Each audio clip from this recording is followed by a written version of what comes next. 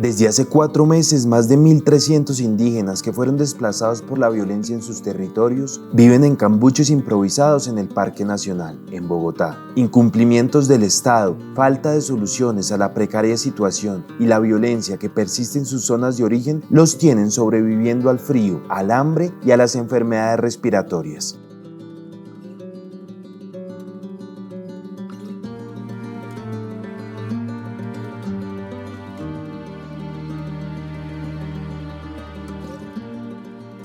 El 29 de septiembre de 2021, huyendo de la violencia de los actores armados y pidiendo un cese al abandono estatal, casi 500 familias pertenecientes a comunidades indígenas se asentaron en el Parque Nacional Enrique Olaya Herrera. Con palos, lonas de plástico negro e hilos para amarrar, las familias armaron cambuches para resguardarse de la lluvia.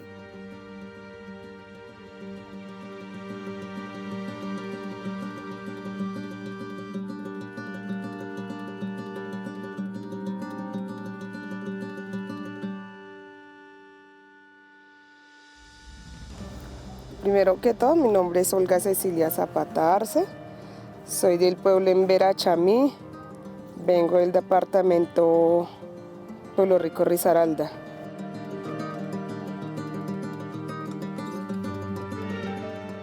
No estamos viviendo dignamente como se debe, estamos acá como si el gobierno como no quisiera ayudar ni nada de eso. Y además la comunidad Embera no está acá porque quieren, sino que están por una situación de desplazamiento. Con colchones, estufas improvisadas y un par de ollas que consiguieron, fueron armando lo que ha sido su resguardo por 4 meses. La ropa la secan en el piso y en las noches se cubren con cobijas que le regalaron en una donación. Las condiciones de salubridad son críticas, escasea el papel higiénico, el agua potable es limitada y en ocasiones los indígenas se deben bañar en la cañada del río Arzobispo, que atraviesa el Parque Nacional de este a oeste, tras bajar los cerros orientales. Es inhumano porque a las 7 comienza a caer el rocío. Y cuando comienza a caer el frío, pues efectivamente muchos nos acostamos sin comer, estamos acá en el parque. Pero principalmente tipo 12, cuando comienza a caer ya el frío como tal, 12:30, 1, comienzan a llorar los niños por el frío. A llorar, y eso comienzan a llorar hasta las 3:30, 4:30 que el frío empieza a bajar. Es deshumano. No le podría decir que es peor que los animales, porque los animales aquí tienen mayor garantía. Los días de los niños y niñas transcurren entre el humo de las fogatas de leña, en las que las familias indígenas cocinan sus alimentos. Los charcos de agua que deja la lluvia son el lugar de juego de los menores de edad. Algunos descalzos y otros desnudos, a temperaturas muy bajas, corren por las zonas aledañas al parque expuestos al tránsito vehicular. En medio de esta situación y a la espera de una reubicación que mejore la condición suya y la de sus hijas, Olga Arce resalta el liderazgo que han tenido las mujeres indígenas durante estos 4 meses que han vivido en el Parque Nacional. Yo digo que el liderazgo, una mujer es muy valiosa porque a veces pues dentro de la comunidad nosotros, sobre todo los hombres, son muy machistas hacia las mujeres, ¿sí? Entonces ellos piensan que nosotros pues no podemos hablar o que nosotros no podemos dar una versión o una explicación, no, nosotros podemos.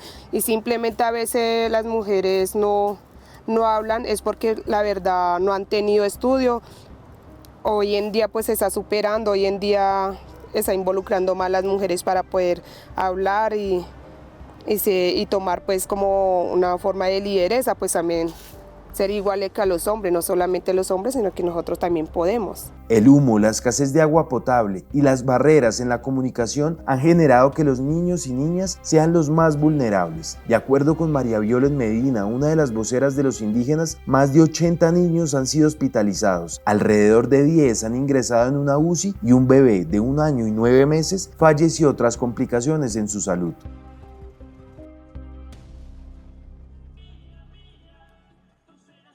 Bogotá, después de Medellín, es la ciudad con mayor recepción de víctimas del conflicto armado en Colombia. Tenemos un flujo constante, pero que tuvo un momento de tranquilidad, digamos, de calma, de reducción en el flujo de víctimas del conflicto hacia la capital posterior a la firma de los acuerdos de paz.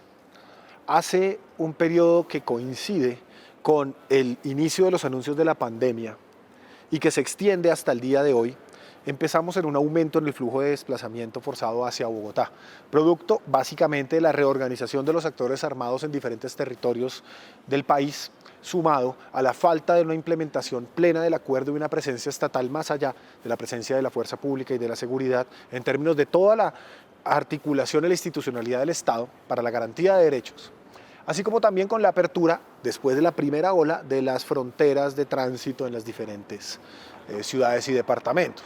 Esto llevó a que en el último periodo, posterior a la liberación de las restricciones de la primera ola de la pandemia, Bogotá haya tenido un aumento en la recepción de víctimas del conflicto armado, casi llegando a los picos históricos de finales de los años 2019 e inicios de los años de la década del 2020.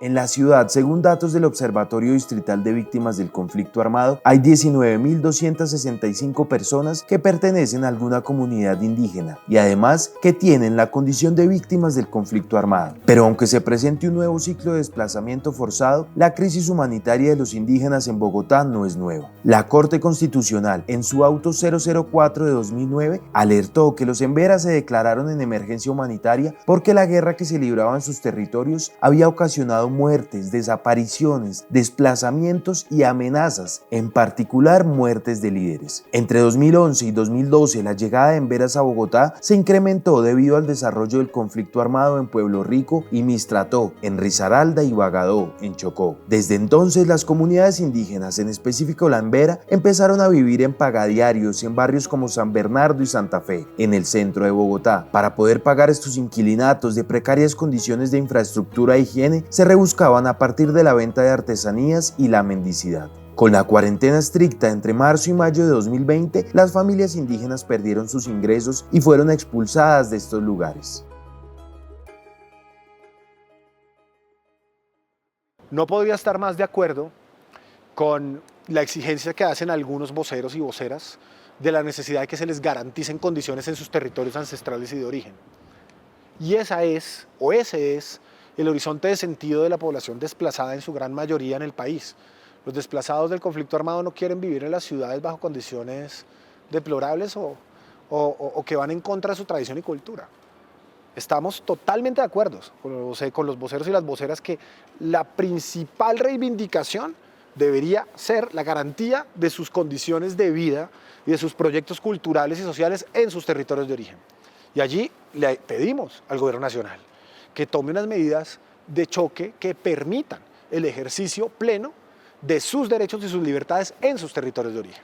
La alcaldesa de Bogotá, Claudia López, señaló que el distrito lleva más de 4 meses ofreciéndoles a las comunidades indígenas atención humanitaria, sanitaria y de estancia temporal, mientras dice que el Ministerio de Defensa ha sido incapaz de garantizarles seguridad y evitar su desplazamiento y tampoco su retorno. Por su parte, Diego Molano, ministro de Defensa, sostuvo que se ha garantizado el retorno de 1.100 indígenas que tenían la voluntad de volver a sus territorios, pero que la reubicación de los que siguen en la capital es responsabilidad de la Alcaldía de Bogotá. Durante la tarde del jueves 3 de febrero, el distrito intentó realizar la caracterización de las comunidades que permanecen en el Parque Nacional, pero se suspendió temporalmente luego de que se presentaran agresiones entre funcionarios de la Alcaldía de Bogotá e integrantes de las comunidades indígenas. El distrito aseguró que reportará el caso a un juez para tener entre sus posibilidades la opción de un desalojo por ocupación del espacio público. Mientras se encuentra una solución, Olga Arce seguirá sobreviviendo con sus hijas a las precarias condiciones que se viven en el Parque Nacional.